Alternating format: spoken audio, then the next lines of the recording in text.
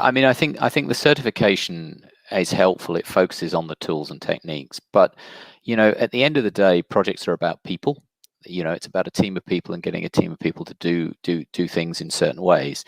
And let me give you some examples because I could give you a big long list.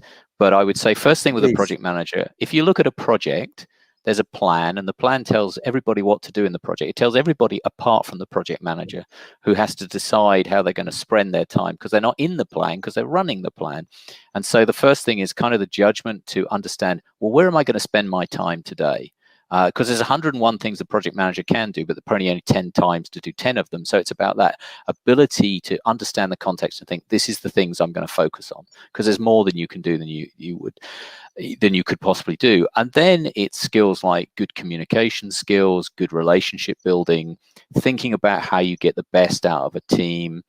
And another thing I call the look up, look down mentality. And what I mean is good project managers are always looking down into the project, but they're also looking up to where the project fits in a wider context. So there's a list of what I think are behavioral attributes that I think really drive project management success. And I think over the last 20 years or so, people have become more conscious of behaviors.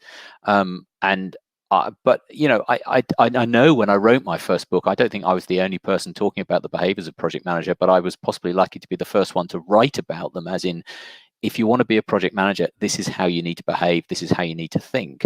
And the tools and techniques are essential, but they're, if you like, the necessary conditions to be a project manager, but they're not sufficient to be a really excellent project manager. And I think we often spend a little bit too much time worrying about, is this the right way to manage risk? Is this the right way to plan? And a little too little time thinking about, how do I build trust with my key stakeholder such that he or she trusts me when I'm going along this delivery, and because they trust me, they're open with me and they give me the freedom to do what I need. If you can achieve that, you'll do a lot more than just because you've got your best risk log or something like that. So it's very much human dynamics and human-centered factors.